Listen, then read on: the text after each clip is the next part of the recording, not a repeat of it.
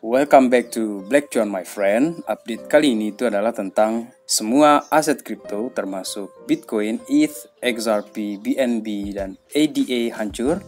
Dan apakah pertemuan Elon Musk dan Charles Hoskinson akan membawa Cardano ke dalam masa depan media sosial yang dikelola oleh Elon Musk?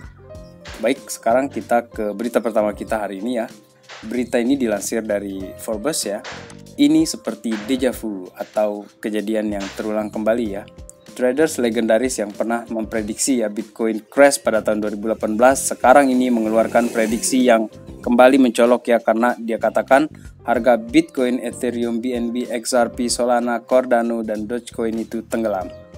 Adapun analis ternama yang menyatakan bahwa Bitcoin ini akan crash itu adalah Peter Brand ya.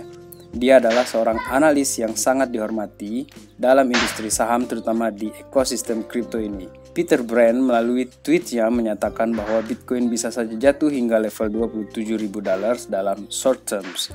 Hal tersebut ya dia katakan karena Bitcoin dan saham sekarang ini masih memiliki korelasi. Aset kripto yang besar-besar saat ini itu berkorelasi ya dengan pasar saham. Mereka juga ini punya kaitan yang sangat tinggi, dan itu artinya kripto pada dasarnya itu memperkuat pergerakan saham. Jadi jika saham melonjak, kripto juga melambung tinggi, dan begitu pula sebaliknya jika saham jatuh, kripto terjun bebas guys. Tidak hanya itu ya, korelasi mereka ini telah meningkat ya secara signifikan itu sejak awal pandemi ya. Dan laporan di Januari itu IMF itu di sana itu menulis ya, di tengah adopsi yang lebih besar, korelasi aset kripto dengan kepemilikan aset tradisional seperti saham itu telah meningkat secara signifikan dan membatasi manfaat diversifikasi risiko yang dirasakan dan meningkatkan risiko penularan di pasar keuangan.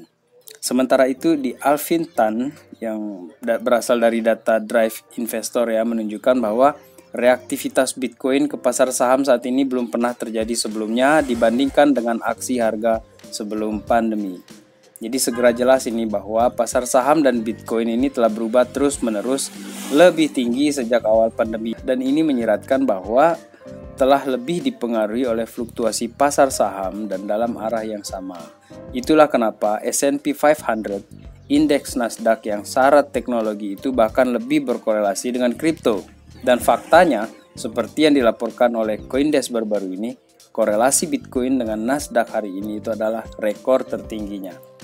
Jika korelasi ini terus berlanjut ya, dan bank sentral itu menuntaskan janji mereka untuk menaikkan suku bunga untuk mengendalikan inflasi, Nasdaq dan aset-aset kripto arus utama itu mungkin akan menghadapi tantangan yang kuat tahun ini. Namun William Clemente, analis utama ya di perusahaan pertambangan Blockware itu menganggap korelasi ini bersifat sementara saja. Dan Bitcoin itu semakin matang, price action Bitcoin itu akan mulai menyimpang dari saham teknologi yang lebih berisiko itu. Bahkan dia berpikir ya, korelasi saham dan Bitcoin ini mungkin akan pecah dalam waktu dekat-dekat ini, dan dia perkirakan ya di waktu 1 tahun ke depan gitu kan. Dan saya mencatat katanya dia di sini, dia katakan bahwa saya tidak pikir kita akan melihat hubungan atau korelasi antara Bitcoin dan saham ini di 12 bulan ke depan ya.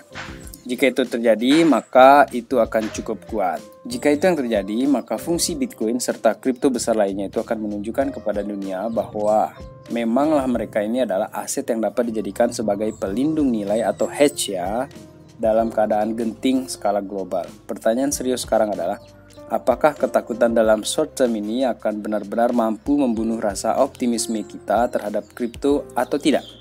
Jika ini membuat kita takut ya, maka seperti apa yang sering dikatakan oleh investor Diamond Hand ya dari tahun 2018 lalu, kamu tidak akan berhasil. Dan barangkali juga sebaiknya kita mencari alternatif lainnya untuk investasi. Apa pendapat kalian mengenai Peter Brand maupun William Clemente ya? Yang manakah skenario mereka yang akan terjadi dalam waktu mendatang? Silahkan kasih pendapat kalian di kolom komentar ya, supaya orang-orang lain juga yang mungkin baru di kripto itu barangkali mendapat pandangan yang baru ya mengenai price actionnya Bitcoin kali ini. Selanjutnya ada dari Cointelegraph ya di sini, Bitcoin halving analysis itu mengisyaratkan $24.000 merupakan level terbawah atau bottom untuk Bitcoin sebelum akhir tahun 2022. Ini prediksi yang akan terjadi di sekitar November atau Desember tahun ini ya. Dengan begini saya yakin ya tidak sedikit orang yang mungkin sudah kehilangan kesabaran dan mental ya untuk bertahan di ekosistem ini. Dan ini merupakan momen yang ditunggu-tunggu juga ya oleh para institusi, karena bear market itu adalah tempat kekayaan ditabung ya, dan bull market itu adalah tempat orang-orang menjadi kaya. Dengan bear market seperti saat ini, coba kita lihat ya wawancara dari Will Evans ya di CoinDesk ini beberapa hari yang lalu. Yeah, it's been interesting. I think, the downturn that we're experiencing now, or kind of the I would say, close to more on the bearish side than the bullish side, than over a year ago, we're seeing stronger flows and stronger buying patterns. We are seeing, I would say, larger inflows from institutions and larger investors taking advantage of the lower price in the market right now and buying up. I think as we saw over the past year, the development in the derivatives crypto market, in terms of options, that's providing more stability to the market overall, because we're seeing less extreme volatility as we did maybe a year ago. Dengan pasar downtrend atau penurunan pada pasar kali ini ya, kami melihat arus yang lebih kuat ya dalam pola pembelian ataupun buying patterns yang lebih kuat, kata Will Evans ya. Dia dari Checks.io ya. Selanjutnya dia katakan juga bahwa institusi dan investor besar itu sedang mengambil keuntungan dari harga yang lebih rendah ini. Jadi orang-orang yang berduit di sini tuh tidak beli banyak ya secara sekaligus gitu kan. Mereka ini ingin tetap menjaga harga itu tetap murah, dan mereka lakukan itu adalah buy every dip. Jadi setiap ada penurunan mereka beli. Sedikit saya perlu tambahkan di sini ya, bahwa ketika kita pesimis juga ya teman-teman ya, kadang-kadang yang kita lihat itu adalah penurunan yang kejam sekali. Dan seperti yang di chat ya, di tweet berikut ini. Begitu ada kenaikan sedikit, ya tapi setelah itu secara keseluruhan ini penurunan gitu, dan ini kejam.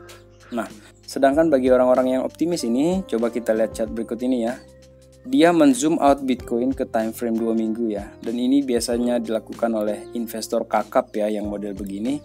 Mereka ini melihat Bitcoin itu secara long terms ya, dan mereka ini tampak masih bullish di sini. Di pattern candlesticks-nya ini terjadi bullish continuation ya, sedangkan di RSI-nya sekarang ini membentuk falling wedge. Dan jika RSI 2 minggu ini menembus resisten, mbalala kita bisa lihat ya Bitcoin melanjutkan tren bullish-nya. Tetapi di luar dari pesimis dan optimis tadi teman-teman ya, barangkali mental kita lah yang perlu dilatih di sini ya. Saya tidak katakan bahwa saya sudah kuat ya secara mental, tetapi ini adalah tentang endurance atau daya tahan ya. Siapa yang punya daya tahan bagus, maka mereka lah yang menang. Sedangkan yang ya banyak orang yang kuat di awal gitu kan, 2 bulan, 3 bulan, atau bahkan 6 bulan atau hampir setahun mereka kuat gitu. Di tahun berikutnya mereka udah kehabisan nafas gitu. Nah, yang kuat ini, yang tidak patah semangatnya ini, itu akan jalan terus. Nah, mereka yang patah semangat atau selama separuh perjalanan saja sudah ngos-ngosan atau bahkan menyerah ya, selamat tinggal gitu kan. Atau mungkin juga mereka ini terpaksa harus memulai lagi untuk berinvestasi dari awal itu, mungkin di ekosistem yang lain atau di ekosistem yang kripto yang sama juga, tetapi setelah fase 4 tahun berikutnya. Selanjutnya di sini teman-teman, ini merupakan sebuah spekulasi ya. Apakah pendiri Cardano, Charles Hoskinson, bertemu dengan Elon Musk untuk membuat Twitter terdesentralisasi ya? Sebenarnya ini berasal dari aktivitas tweet yang menjadi perhatian di kalangan pecinta kripto untuk kali ini di Twitter ya, terutama yang memfollow Charles Hoskinson maupun Elon Musk. Seorang pengguna di platform microblogging dengan nama pengguna Crypt and Lease mencatat bahwa bos Cardano ini telah melakukan perjalanan ke California, kota di mana Twitter itu bermarkas ya. User tersebut mengisyaratkan bahwa alasan Hoskinson pergi ke California itu tidak jauh dari kemungkinan pertemuan dengan Elon Musk yang baru-baru ini mendapat persetujuan untuk membeli perusahaan media sosial Twitter ya. Saya tidak dapat mengkonfirmasi atau menyangkal.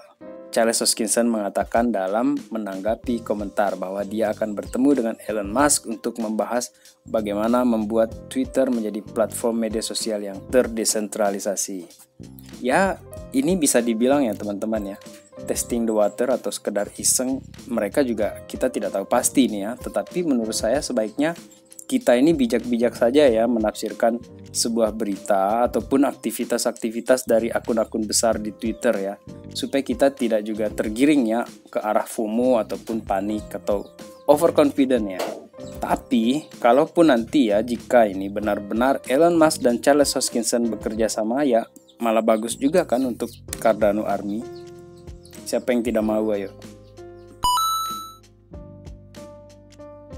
Baik teman-teman, sekian video kali ini ya. Terima kasih telah menonton. Salam Black Cuan. Peace my friend.